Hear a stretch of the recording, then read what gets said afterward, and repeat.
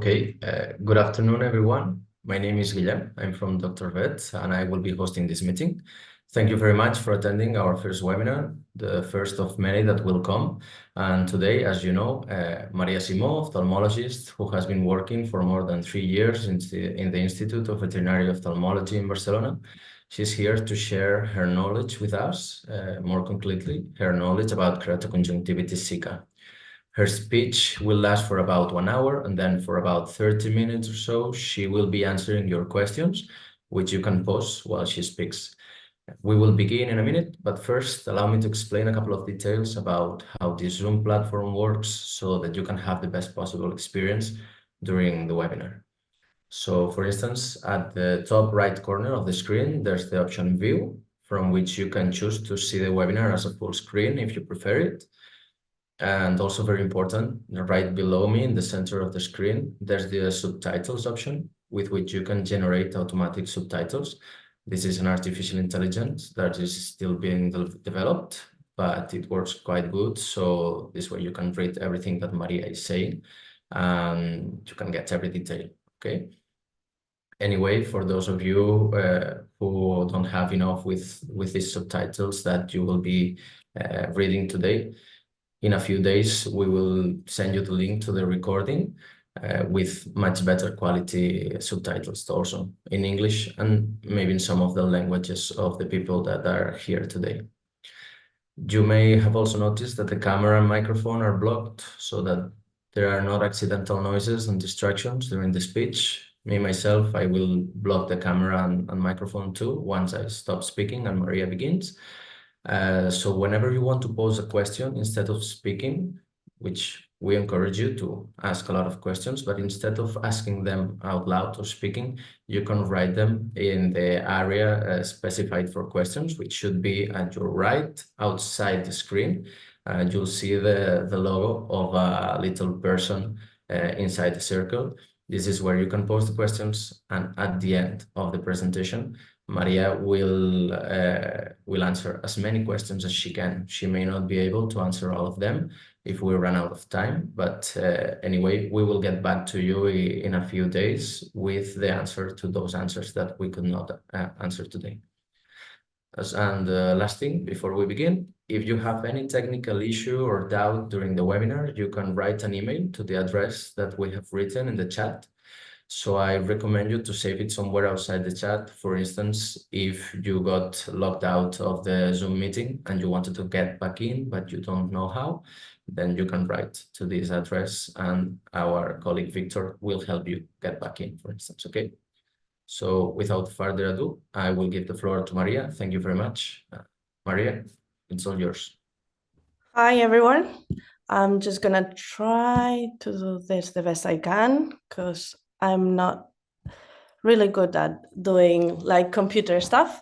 Can you see everything now, like the presentation? Yes, Guillem? Yes, we see it clearly. Yeah. Perfect.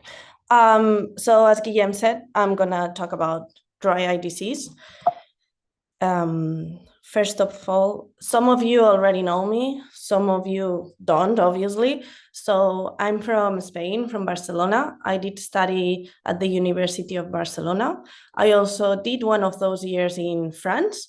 And then I went and practiced a little bit in Texas in the US, and then I stayed for 4 years in the UK. That's why I can speak a little bit of English. And over there, I did do my certificate on ophthalmology. And then I decided rain wasn't that much for me, and I came back to Spain. So I'm working here at IVO, Instituto Veterinario Oftalmológico, and that's how I met these amazing people from Dr.Vet. And yeah, let's just get started so we don't lose a lot of time. Let's see. So a little bit as an introduction, ocular surface, we need to take care about the eyelids, the nictitans, membrane, tear film, and cornea. So just to keep that in mind, The eyelids are really important because they do a protective function, and we have the sensory effects of the cilia.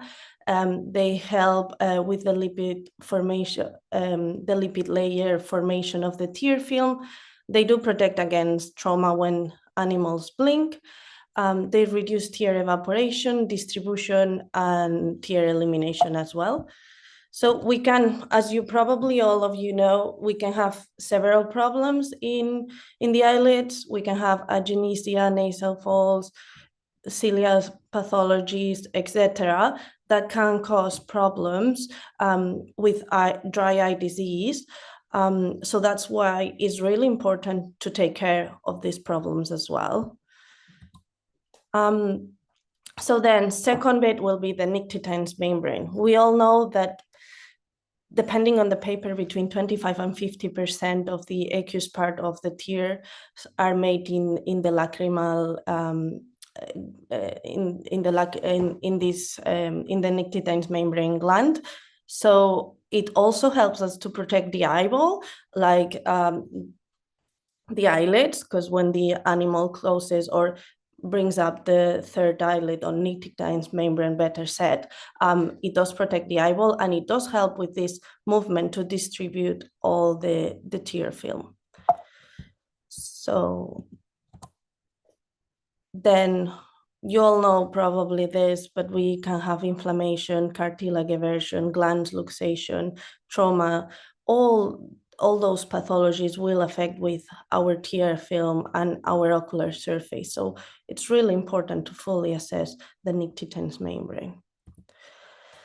Then we do have the conjunctiva, which it does help with to protect the eye from foreign bodies, dust, and microorganisms. Lubrication, it's really important as well, because it produces the mucus and other fluids that contribute to the tear film. This lubrication will be essential for maintaining the health of the cornea and the conjunctiva itself. And then we know that it has a role in immunological defense because it contains immune cells that help to defend the eye against infection. It's also really important for nutrient supply, which we need to think always about it. It has blood vessels in the conjunctiva that will provide nutrient supply to the outer part of the eye. And so this vascular network supports the health of the ocular tissues. And then, so important for sensation, the conjunctiva contains nerve endings that contribute to the sensitivity of the eye. It helps in the detection of irritants and triggers protective reflexes like the blinking, for example. As you can see in the picture, we have different parts of the conjunctiva. All of them are important. All of them need to be assessed. I know that the inner part of the third, the nictitines membrane is harder to assess in some cases, but we need to assess as much as we can. Then we do have the goblet cells. The primary function of the goblet cells is to produce and secrete mucus, which is the key component of the tear film. The mucus helps to lubricate and protect the ocular surface, the full ocular surface, preventing it from drying out and facilitating this movement of the eyelids over the cornea.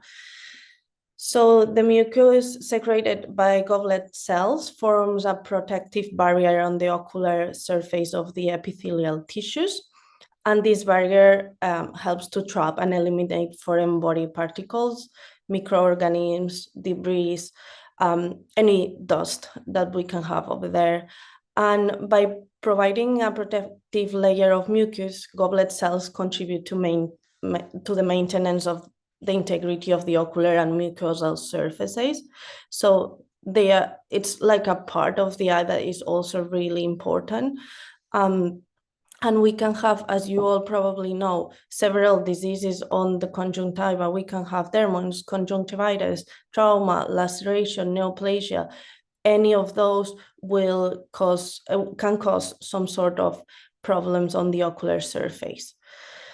So we'll go a little bit into the tear film just to remind everyone how it works and kind of the main component of it. So the tear film spreads over the epithelial surface of the conjunctiva and the cornea. So both, really important to know that it's not only the cornea, as well the conjunctiva. Thickness will be ranging between 5 to 30 microns and is composed by 3 intra-related layers. Depending on the biography you look for, it will say two layers. So first layer, which probably most people here in the webinar will know, is the lipid layer, which is the outer oily layer that keeps the surface of the tear smooth for the eye and prevents the other layers from evaporating. It does help as well with other functions. It does have other functions, but I'm just kind of making a quick summary of it before getting into detail with other things that may be more interesting. Then we do have the aqueous layer, which is the biggest part of the tear film. It's the thickest part and it keeps the eye hydrated, will help to repel bacteria and protect the cornea. And it does do other functions like nutritional, etc. And then the last one that we were talking previously about the goblet cells will be the mucin layer, that it's an inner mucus layer that keeps the whole tear kind of fastened to the ocular surface. So something that I think it's kind of really important is the epithelial cell glycocalyx. In humans, they take a lot of care. In human medicine, they take a lot of care of it. And I think sometimes we don't think that much about it. So the glycocalyx is the main component of the transcellular barrier located at the interface between the ocular surface epithelia and the external environment. So this barrier extends up to 500 nanomicrons from the plasma membrane and projects into the tear fluid bathing the surface of the eye. So under homeostatic conditions, defense molecules in the glycocalyx, such as transmembrane mucins, will help to resist infection. However, many pathogenic microorganisms have evolved to exploit components of the glycocalyx in order to gain access to the epithelial cells and then consequently cause some sort of pathology or infection. So that will be kind of my quick introduction, few minutes of introduction, and then we're gonna go in depth about dry eye disease. So this definition is a human definition, the one that they use nowadays, most of the human doctors. So it's really important to know that it's a multifactorial disease. So it depends on different factors, and it's really important to go and try and trigger all those factors. It affects the whole ocular surface, not just the cornea or just the conjunctiva, the whole ocular surface. And the main problem is the loss of homeostasis of the tear film. And this loss of homeostasis will cause ocular symptoms in which tear film and hyperosmolarity, ocular surface inflammation and damage, and then also neurosensory abnormalities can play an etiological role, as the definition says. So this is like a scheme of the vicious cycle of the dry eye disease. I took it from the TEA laboratories. They are quite good at dry eye disease, and they have a really important doctor doing a lot of research on it, one of the most important ones. So this scheme is from him. I think it's quite nice and explains the whole pathology quite well. So it does explain, as I said, the vicious cycle of dry eye disease, which decreased tear production or poor quality tears will cause dry eye disease by creating a tear hypersmolarity, as you can see on the scheme. So the eye will get irritated and inflamed, and then it will promote some of the inflammatory cytokines and enzymes. So that will cause goblet cell damage in the glycocalyx that we've explained that is really important, epithelial cell damage, and even apoptosis of some of the cells, which that will cause tear film instability as well, causing again more hyperosmolarity of the tears. So this is like a vicious cycle, as you can see on the scheme, that we need to break up at some point and try to make it better. And as you can see on the scheme, there is a lot of factors around it. So something quite important, symptoms at least in dogs, cats, are really important. So they go from just mild or slightly conjunctival hyperemia to frequent blinking and itching, tearing. As you can probably see on most brachycephalic dogs, they have or epiphora or increased mucus or mucopollulant secretion on most dogs. And then even some dogs can have some sort of photophobia or vision loss due to dry eye disease.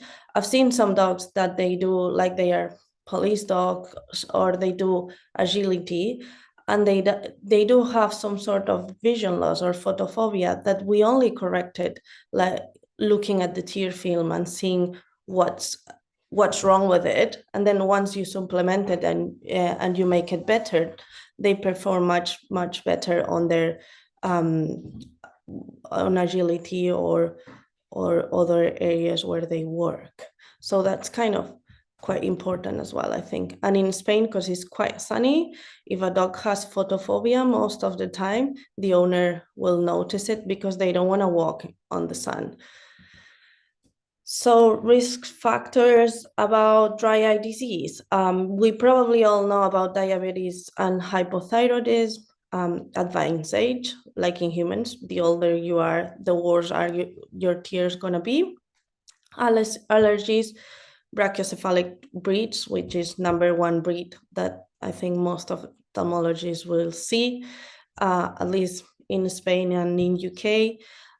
Other drugs that have been used on that dog, as well as radiotherapy and chemotherapy, previous eye surgeries, environmental factors. Here in Spain, it's quite important, the air conditioning, because in summertime, they put it like really high for brachys, and they get ulcers just because of the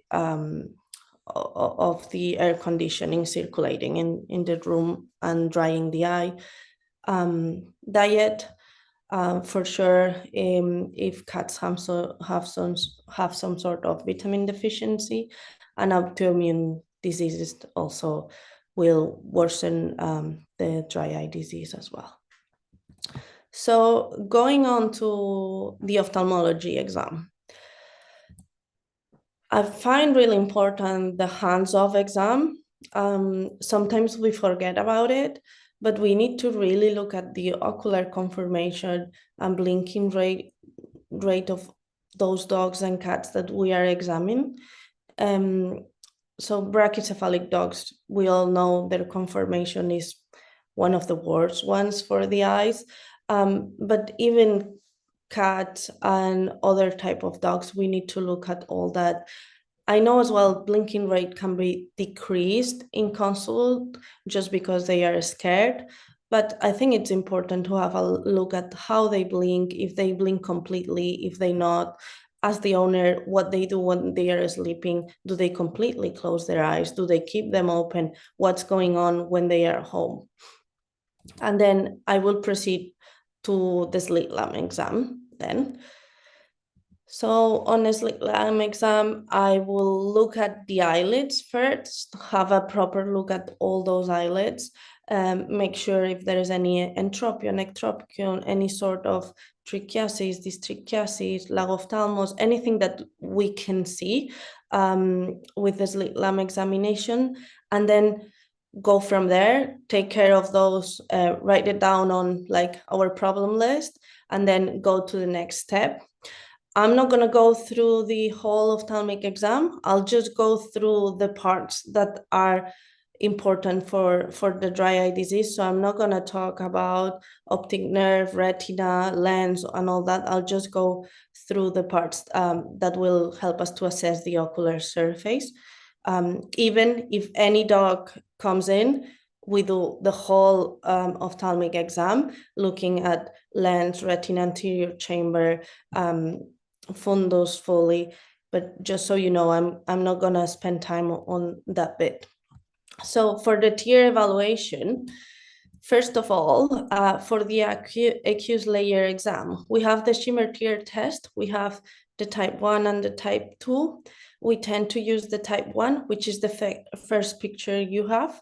You place this strip on the lateral canthus of the eye, if you can. Sometimes it's not that easy just to place it on the exact spot. And obviously, if you need to take a picture, that's much more difficult. Take a picture on the exact spot is hard. You wait 1 minute and you see how much blue dye it shows on the strip. And then normal should be in between 15 and 25 according to papers. The second one is what we call SM tube. So it has like a really tiny tube in the middle of this strip that, as you can see on the video in the middle, it will dye on blue. So you only need 5 seconds of that strip touching the eye. Good part, you only need 5 seconds. So dogs that they want to stay still for 1 minute with the Schirmer tier test, that helps a lot. Bad part is much more expensive than Schirmer tier test. Then we do have the red phenol, where you can see it on the video on your right hand side. We use it much more for small mammals and exotics, as you can see on that picture. And finally, for the accused layer exam, we can always use, if you have OCT, meniscometry, and if you have the ocular surface analyzer as well, you can measure the meniscus and then know if it's normal or not, to fully assess that layer. Then I'm going to go through fluorescein test.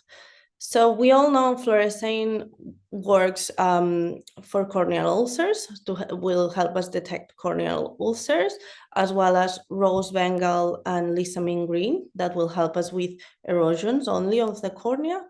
But fluorescein will always help us with more things than only ulcers. So what is called corneal puntata, that refers to the presence of a small pinpoint-like lesions or deposits on the cornea,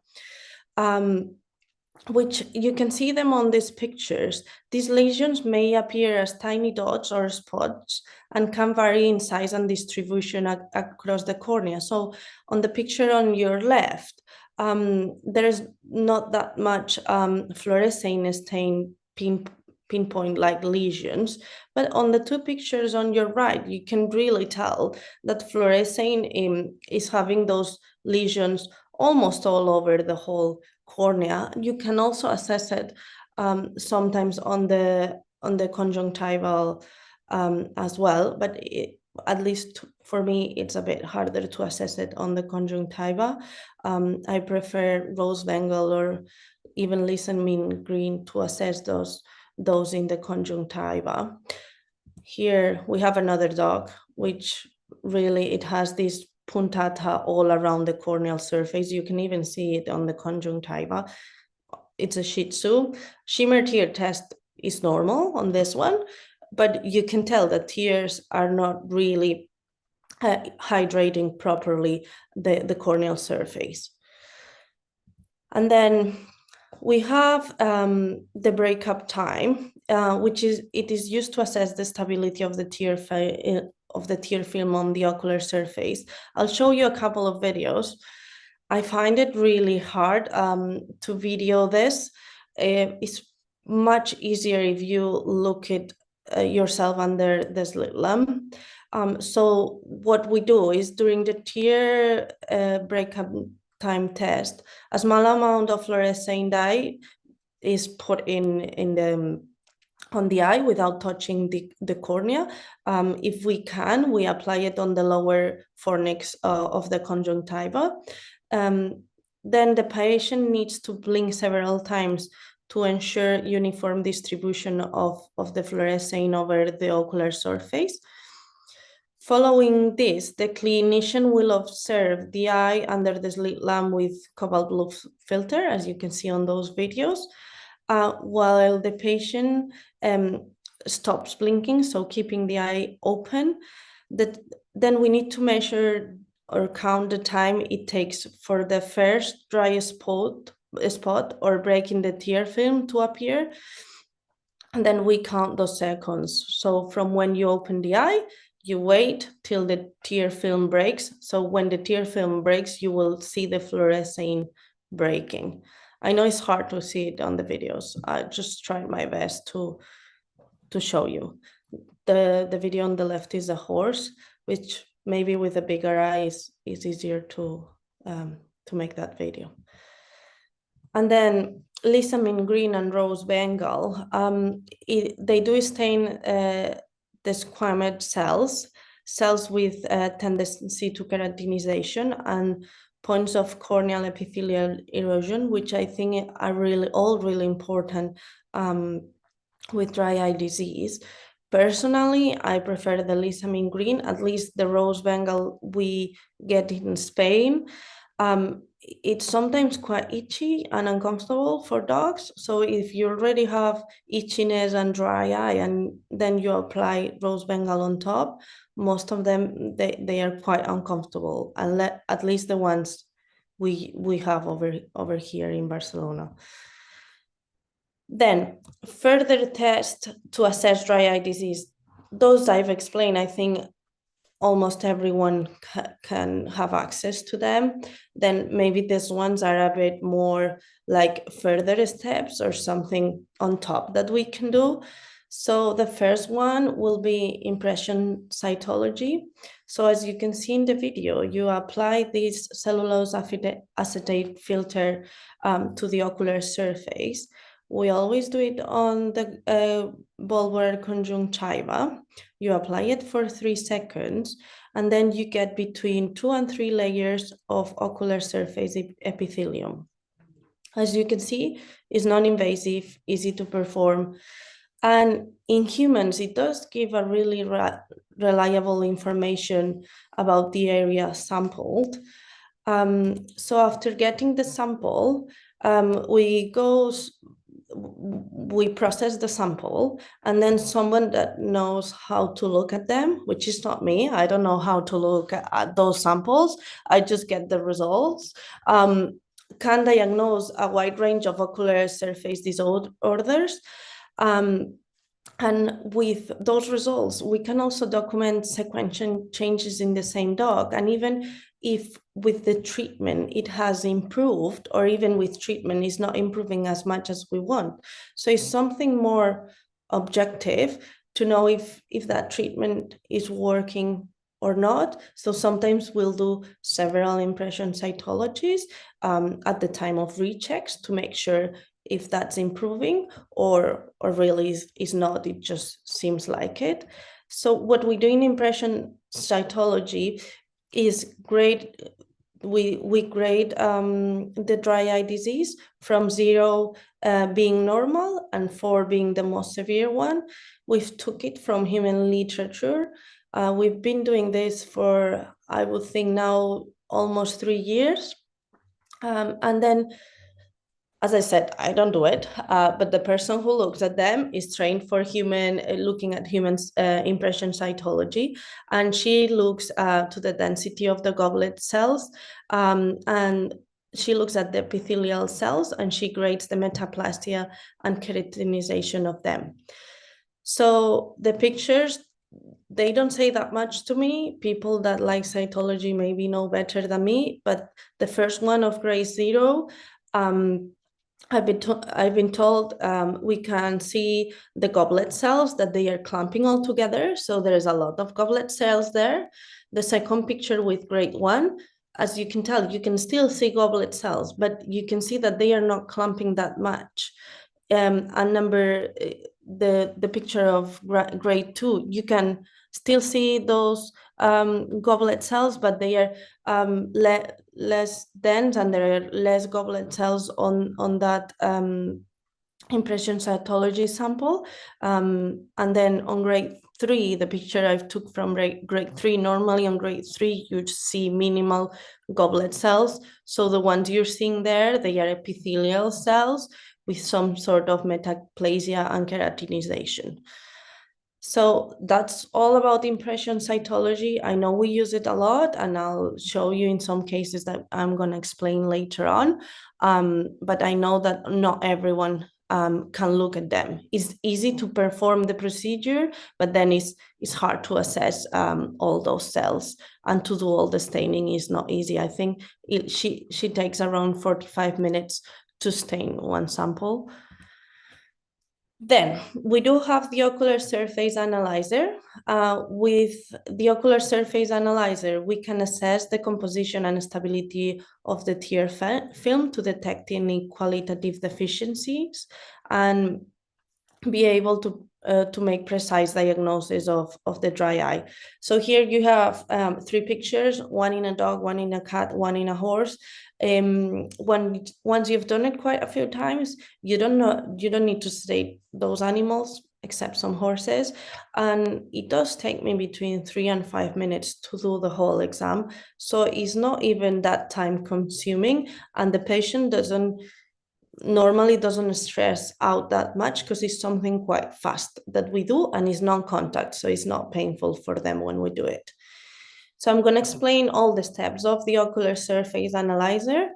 The first step will be the interferometry, which involves the interference of the light waves to measure changes in distance or surface characteristics with high precision. The lipid layer of the tear film, produced, as we all know, by the meibomian glands, plays a crucial role in preventing tear evaporation. And with interferometry, we can quantify the thickness of this lipid layer. So we put this white eye on the ocular surface, and we look at those kind of oily reflexes that we get, and then we have a scale. So as you can see on these videos here, there's some eyes where, like the first eye is just a white eye with any sort of reflex pattern. The second eye, it has, the one in the middle, it has some sort of small oily reflexes on that white light that we are putting on the corneal surface. And the third eye, it does have quite a lot of oily reflexes. So those oily reflexes is the ones that, looking at the table that we have here, you can know how thick will be that lipid layer. And then this is another example.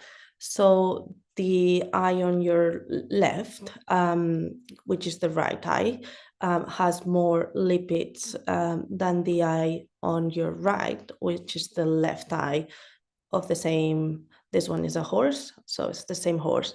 And one has more, right eye has more lipids than left eye. Then with the ocular surface, we can do as well eye meniscometry, which is a diagnostic technique used to measure the meniscus of the tear film, especially the tear meniscus high.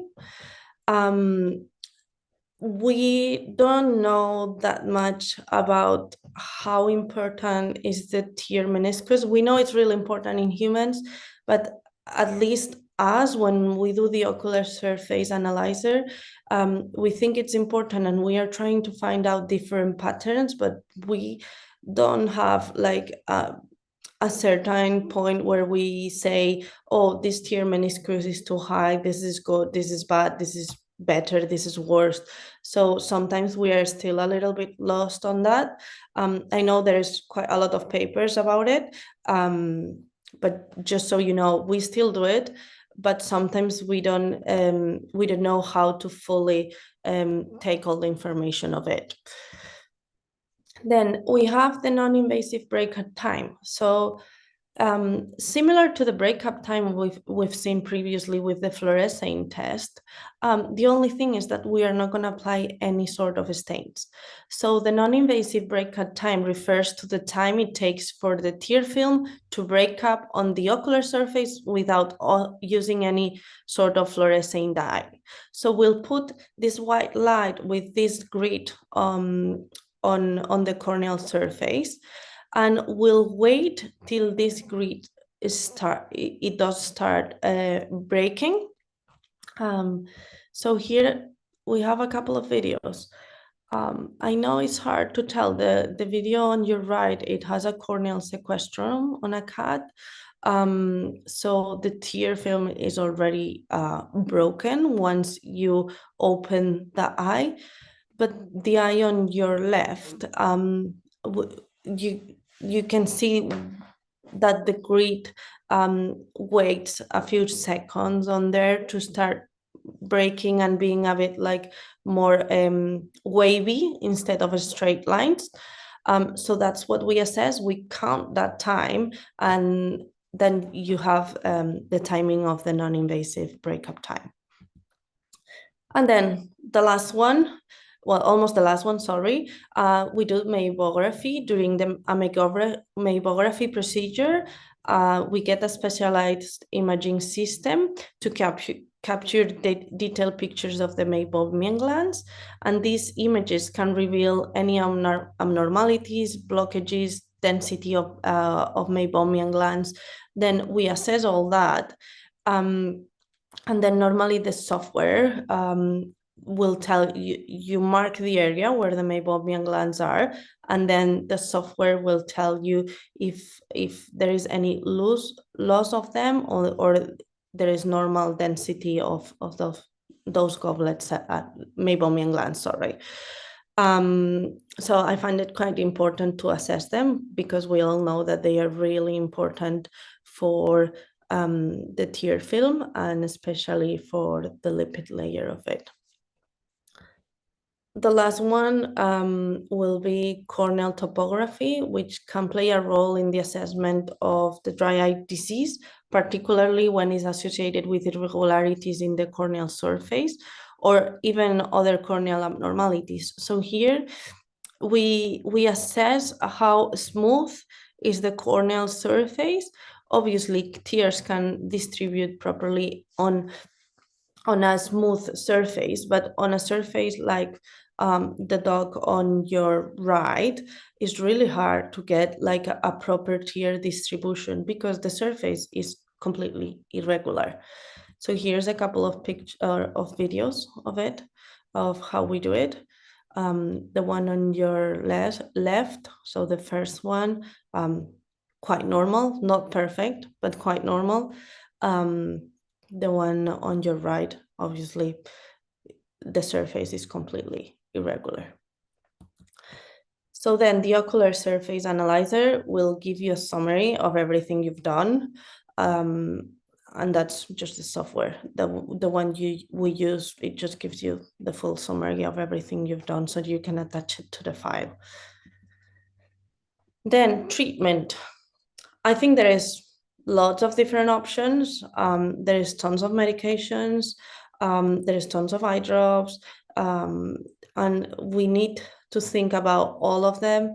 In human medicine, obviously the human, it does give a feedback of, I've tried this eye drop and it does work much better on my eye than this other one. But we don't have that in dogs. That's why I think it's really important to do the full assessment to try and proceed with the best treatment possible for that dog. We need to think about the environmental treatment always. I know sometimes it's hard to change that. Some dogs will even use glasses.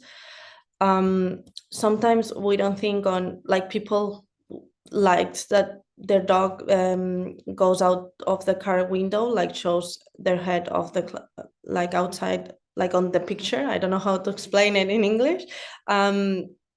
But that's really bad for the eyes of those dogs, even if someone does it with cats. And if you're a French bulldog, obviously your eye is going to get really, really dry doing that. If we need to avoid pollution as well, but that's hard. Sometimes you live where you live, and then you need to lots of times you cannot change where the place you live to move somewhere else.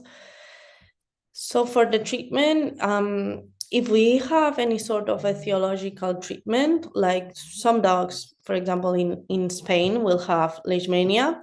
Leishmania can cause some sort of blepharitis and then dry eye, and even other problems in the eye. So if you can treat the cause, that's amazing.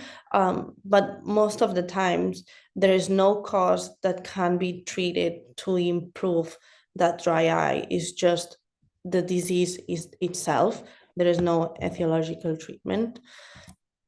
So I think they are really important tiers. I know there is tons of tiers in the market. Vitamin A is also quite important, and autologous serum or plasma rich in growth factors. They are both used quite a lot in human medicine. Sometimes it's harder to give it to clients, and as well, they get contaminated easier. Because of the serum part of it. So sometimes it's hard to treat those dogs with them, but something to think about it in case we need it.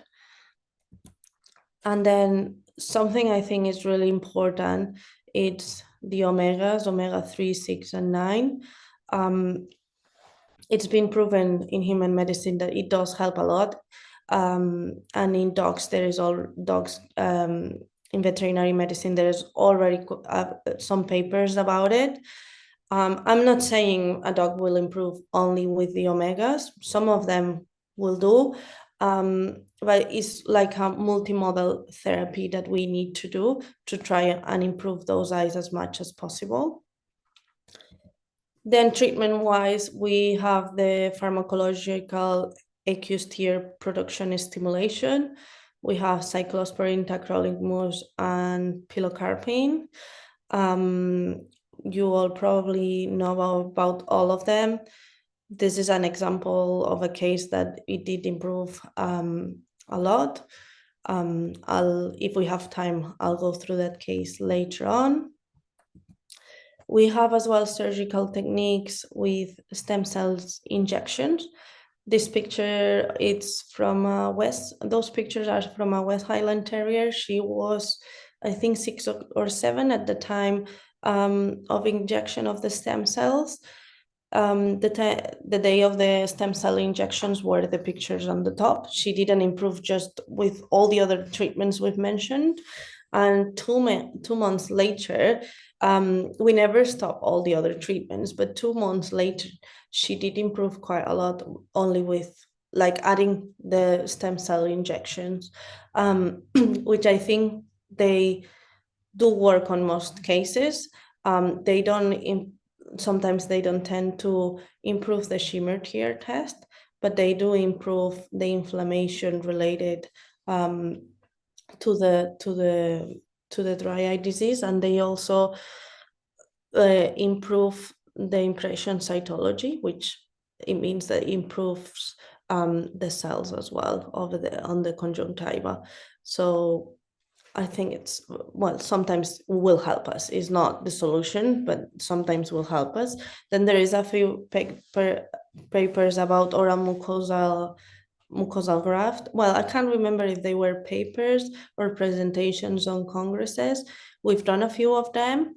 When you think you have some sort of agenesia that is congenital, it does help. It doesn't resolve completely the problem, but in most cases like this one, it will help with hydration of the eye. And then we do have the parotid duct transposition. I think we all know about it. And sometimes it will help us quite a lot to control those eyes. And then I find quite important to do eyelid correction and medial blepharoplasty if needed, like on these pictures that you can see here. This was a pack. He was 1 year old when he came in for the first time. The top pictures were the pictures when he came in for the first time.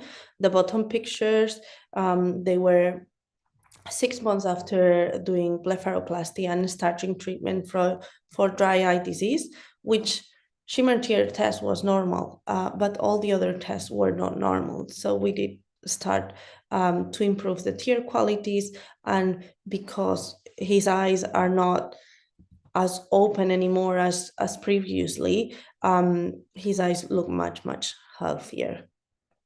So I think I was explained quite a lot of things about it. That's the things we do the most. I've tried to summarize everything as much as I could because I only have kind of an hour to explain everything about dry eye disease, or as much as I can.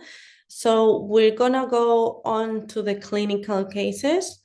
I have a few of them.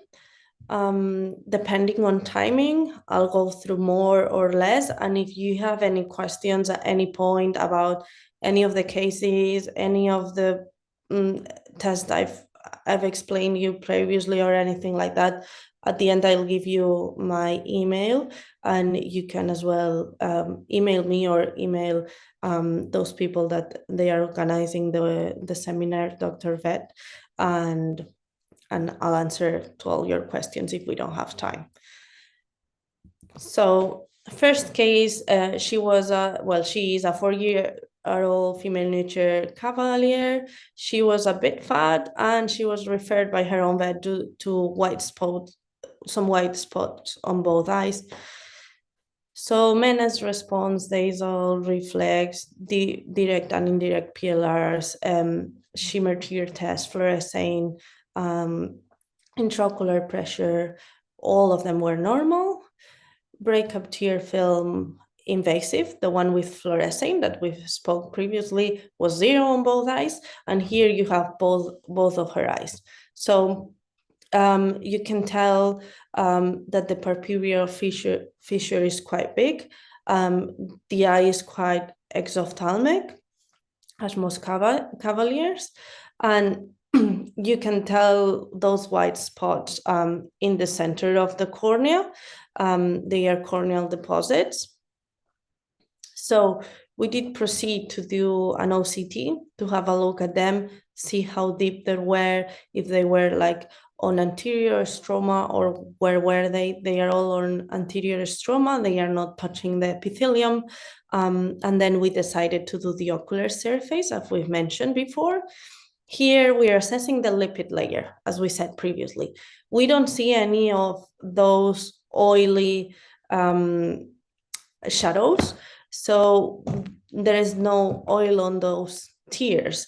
So we categorize that as a really bad or thin lipid layer. We did to assess meibomian glands, non-invasive tear breakup time as well.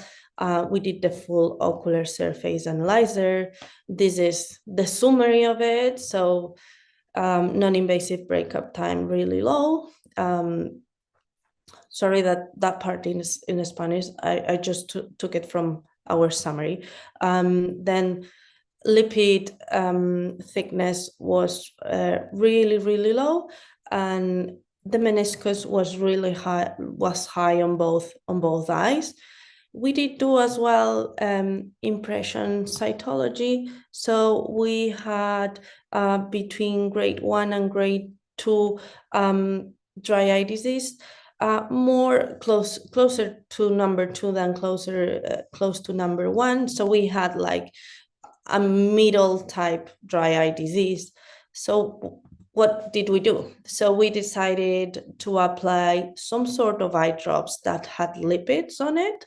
And we did start lacrimalis tablets, which they contain those components of omega-3 that we know that they help us quite a lot. So that's 2 months later. So Schirmer tear test was 14 on both eyes. Previously was 15. This time was a little bit lower. The puntata that I spoke to you before was a bit better than previously. Breakup time was still 0, non-improvement on that. And the corneal deposits, they were a little bit less dense. They were like on the same area, but a little bit less dense. So we did the ocular surface analyzer. And as you can see on these images, the interferometry, it did improve. You can already see some oily shadows on those white lights, indicating that there is some sort of lipid layer there now. That's just the summary of the whole ocular surface analyzer. So the two first they are not rows, columns are from the first day, and the ones on your right, they are 2 months later. So if you compare it, meniscus still high on both. Non-invasive both breakup time, is still low on both. But lipid layer has improved from which they call an A to a D, which is normal. And then on impression cytology, we do see that there is normal density of goblet cells and epithelial cells are normal. So this dog did improve quite a lot, obviously because of his ocular conformation is not perfect, but with treatment we can manage this pathology. This second case is a 4-year-old male neutral Chihuahua. He's referred by his own vets because he had bilateral epiphora on both eyes. Those are the menace response, which is normal, Dazzle reflex, and PLR is normal. Schirmer tear test a bit on the lower end, 14 on the right and 15 on the left. Fluorescein was negative on both. Intraocular pressure normal of both, and breakup time with the fluorescein stain, as we said previously, was 0 on both eyes. Those are both of his eyes, right? The first day. These are both of his eyes as well, the first day with the fluorescein stain. So as you can tell, we have what I explained you before, the puntata. So those pinpoint lesions on some part of his right eye. So the lateral dorsal corneal surface, and on the left eye, we just have them all over the corneal surface. We did do the ocular surface analyzer. Again, that's just the summary. Non-invasive breakout time was decreased. The lipid layer was decreased. Lacrimal meniscus was higher than normal, and makeup biography was normal. So you will see on the ocular surface analyzer that on the summary, it doesn't show up the makeup biography. It's just because the older version of it will not show it on the summary. But the newer version of it does show it on the summary already. So some cases are a bit older than others. Then we did do the impression cytology. We graded as a grade 2, take it from humans. And we did decide, because he was a bit aggressive with the owners, they couldn't apply eye drops. So we did decide only to give him some tablets. They would manage really well to give them the tablets, but they were not able really to apply a lot of eye drops. And because it was gonna be probably sort of chronic treatment, we decided to start only with this. We gave it for 4 months. Schirmer tear test was stable, 15 on both eyes. Breakup time was a little bit better on the right eye, so it was 2 seconds, and on the left eye, it was 0 or even 1 second. That's all. And as you can see on these pictures, after the fluorescein stain, the pictures on the top, they are from the first day. The pictures on the bottom, they are 4 months after. So over there is an improvement. I know it's not perfect, but it has improved. There is less puntata on those eyes, on both of them. Same machine and same stain, same person, it was me. So I feel only with those pictures that it did improve, but even knowing that, I decided to do an ocular surface analyzer again, fully. Non-invasive breakup time, it did improve a little bit, not too much. Lipid layer was still quite similar, and meniscus was a little bit lower than previously.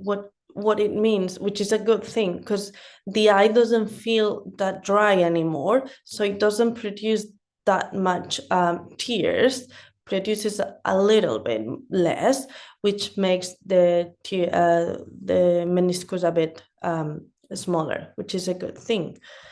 And then we went from grade 2 impression cytology to grade 1. I find that quite an objective way to look at it, and as well the person that looks at them, she does first look at them and then she puts them on the file. So she doesn't look previously how much it was previously. Was it 2? It looks better today, it looks 1. No, she does it always the other way. She looks at them, she doesn't want to know anything about it until she finishes her whole assessment to have it more kind of objective. So that's another one that we did manage to make it a little bit better. He's still better, so we'll keep going and see how he does. This is my dog. So she was the typical Doberman with a little bit of gunk in the morning. And because I'm an ophthalmology vet, I was like, oh, this is normal. She's a Doberman. This is good. No problems. And then one day I was like, oh, let's have a look at her and see if she has anything else on top. By the way, she passed away 1 month ago. So I cannot continue with the treatment on her, but she did really well from the eyes till the end of her life. So we did do the ocular surface analyzer on her. We could see, as you can see on the summary, that she didn't have almost any lipid layer. And if you look at those pictures, you can tell how much puntata she had on both eyes, and I didn't even realize. I just thought just a little bit of mucous type secretion on both eyes, like most Dobermans do, but no, she had quite a lot of dry eye disease. And on the impression cytology, which are the pictures on the bottom, she had grade 3, so almost the most severe one, because we said the most severe one was grade 4, so she had grade 3. I did start her just on oral supplementation, because yes, she was really nice, but I work really long hours and I didn't have anyone else at home, and she stayed all day at home. So I'm sorry, I'm not the perfect owner. I know, even if I try to teach owners the other way around, but that was the easiest for me, to give her some tablets in the morning with her food. And then 3 months later, we went from the pictures of the left to the pictures on the right. And on cytology, we went from grade 3 to grade between 1 and 2. So much, much better. So another example of one of those cases that well, I would never have thought that my dog had dry eye disease until I look at them. This one is one that I've shown some pictures previously. She was a 9-year-old female neuter pincher. Well, she is. She was referred by her own vets due to a perforation on the left eye. She was diagnosed 4 years ago with KCS by another vet, but she didn't have any treatment for over a year because the owners thought it wasn't that important, maybe. These were her eyes. We did do an ultrasound just to make sure what was anterior chamber. Was it that there's a perforation? Even if it didn't look like it was just some sort of granulomatous lesions due to the dry eye. And we started with treatment. We gave her all this: cyclosporin, tacrolimus, dexamethasone gel, then some sort of lubricant for both eyes, and lacrimalis tablets. And this is her after 3 months of treatment. She's not perfect. I know she's not perfect, and she's never going to be perfect, but at least now she's not bumping into things. She is happier, and she's much better. So I think we're done. I'll answer all the questions, and I'll go to the end of the presentation. So if you want to get my email or anything, oops, sorry. You can.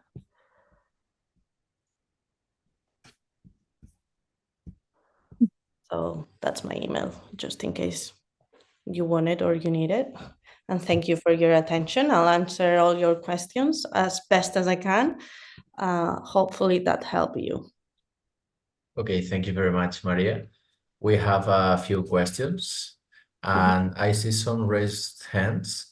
Maybe people who want to ask questions, but as I told you earlier, we won't be answering them by voice. I mean, you can write them down in the section specific for questions in your right, and we will try to answer all of them today. If we don't have time, we will send them to you by email, okay? So, Maria, the first question is, how do you explain this disease to clients, Keratoconjunctivitis sicca? I feel that sometimes they don't understand well that it's a chronic disease and they drop the treatment. Yeah, I feel the same as you do. What I try to explain them is how important is dry eye disease in humans. So in humans, you can have really blurry vision. It's really uncomfortable. I always tell them that humans feel like they have like sand in their eyes, like beach sand. I don't know if that's the name in English, in their eyes. So it's quite uncomfortable, that sun rubbing all the time against your eye. And even if they don't express that much, that's painful. And I always tell them it's really important to treat it now that we can, and it's not even that bad, than, for example, having an ulcer or anything like that and not having proper treatment previously. So that ulcer will take more time to heal, or it will get complicated, anything like that, because we don't have proper tears over there. So I just explain them as well, like how can, like, other problems that you can have just because dry eye disease. And I always tell them it's chronic, it's forever. Like, you're not going to get away. Like, maybe we're going to put more treatment nowadays, and if it gets stable, we're going to decrease the treatment, but it's going to be chronic. Okay, so you open the door to a decrease in treatment. Yeah. So maybe that the owner is more open to begin the treatment, right? Yeah. Okay, perfect. Thank you. Let's get to the next. That one is kind of funny. Are there any specific glasses that you recommend for dogs? Um, so yes, there is one that I always recommend. I forgot the name, but I'll get it later and I'll share it with you. Anyway, Okay. Okay. yeah, I forgot about the name. It will come to my mind, but I just forgot. Mhm. I'll let you know. Great. Then, how would you decide which treatment or treatment combinations is best for each patient? Just get the name of those classes. I'll Okay, thank show you. you now. So that's under my experience. I don't know, maybe someone else um, has other experience. I normally recommend them. So they are rec specs. They are quite good. I just find brackies are really hard um, to put glasses on. I just recommend them. I have quite a few police dogs or working dogs, like rescue dogs, that will wear them. And they seem to fit quite well in kind of normal dogs, like non-brachy dogs. For brackies, I just find it really hard. Okay. The other question, sorry, was? Yeah, it was how would you decide which treatment or treatment combinations is best for each patient? So I will base my treatment on all the tests that I've done.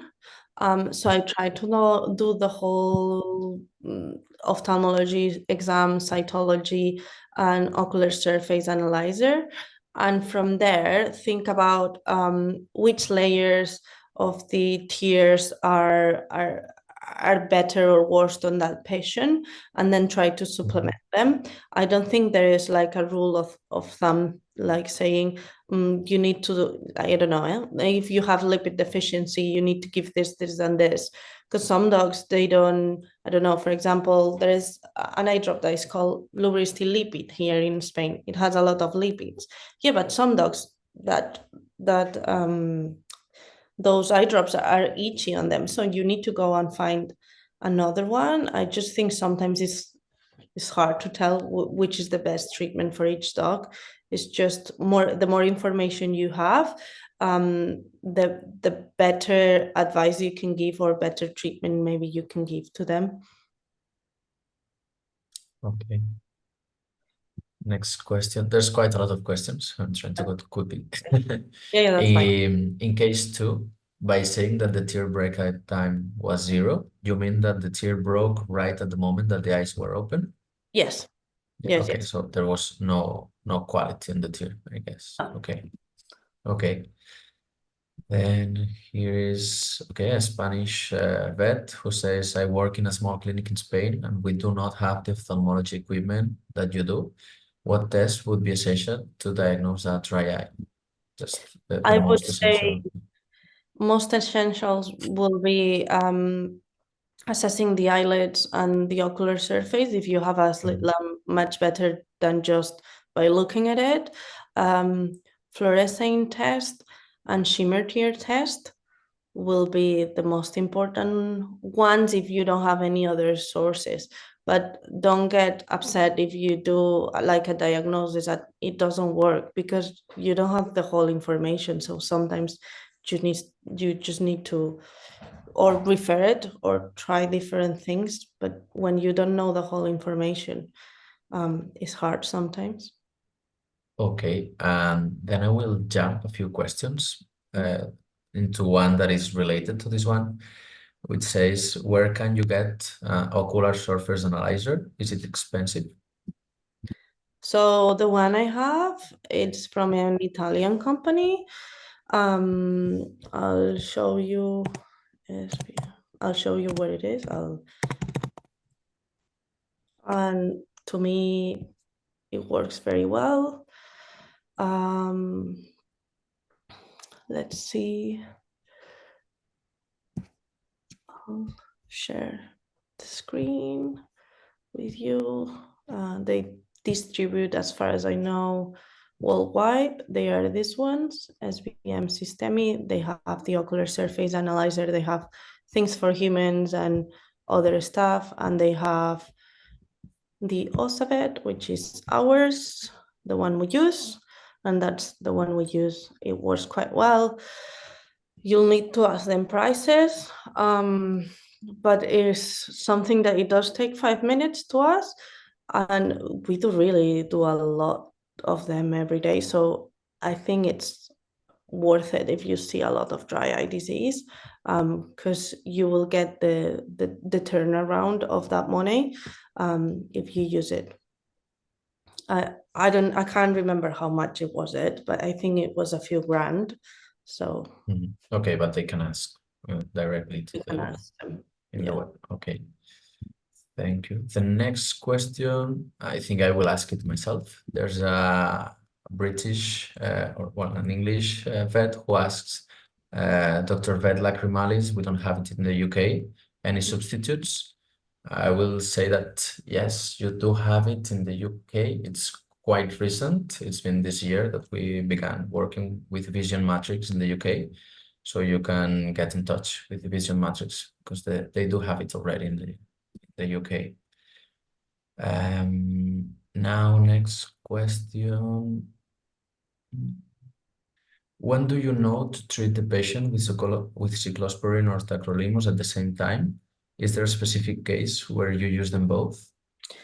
So depending on the country you work, you need to follow the cascade, which is kind of the law for prescribing medications. So in the case I did show, I did use both together because it was really bad, but I tend to follow the cascade, start with cyclosporin. If it doesn't work, go to tacrolimus. It does really depend on the case, but the one I did show the pincher, it was that bad that I just decided to throw everything on it, because and the dog was so uncomfortable. But that's kind of my answer. Depending on where you work, you need to follow the cascade, and we do follow the cascade and see progression. Okay, so 2 questions left. We have time. Next one is, what tier film layered supplement products do you prefer? Like oral or I don't eye know. drops. Because eye drops, I will look for the type of eye drops that I want. So I will look for if I need lipids, if I need vitamin A, if I need, what do I need? And I will look for eye drops or ointments that they don't have any sort of what's the name in English? Preservative free, that they are all preservative free, because if they are chronic treatments, we do really want them preservative free. Oral ones, I do use lacrimales quite a lot, because they're here next door almost, and it does work quite well. So I use it quite a lot, and it's quite easy, because the tablets, you can split them in 4. So if it's a small animal, you can give them just, for example, a quarter. And it does have they do have as well the liquid form. So if you need the liquid form because the animal prefers it liquid, you can use it as well. Really big dogs, I just get some from humans, just because all that are done, or at least that I know that are done for dogs or cats, they are, a big dog will need maybe 4 tablets every day. So that becomes really expensive. So I just, if it's like a 50 or 60 kilo dog, which I have a few of those patients with dry eye disease, I just go for a human tablet with omega-3, 6, and 9 if I can. It just depends. Yeah. Okay. And the last question, when do you know to treat the patient with, no, sorry, this is repeated. That's all. Yeah, that was the last question. Okay. So thank you very much, Maria. Welcome. Thank you to all of the attendants today here for staying until the end. It's been more than 80 people who stayed until the end. And thank you to all of our distributors, both Spanish and European distributors, who helped us diffuse this webinar and get to more people. Remember that we will send you the recording of this webinar. Well, we will send you a link to the recording of this webinar where we will add the subtitles in high quality English. And we'll get in touch. We'll be doing more webinars during this year. We will tell you as we go. Okay. So Thank you. thank you very much, Maria. See you Thank soon. you. See you soon. Bye bye. Bye.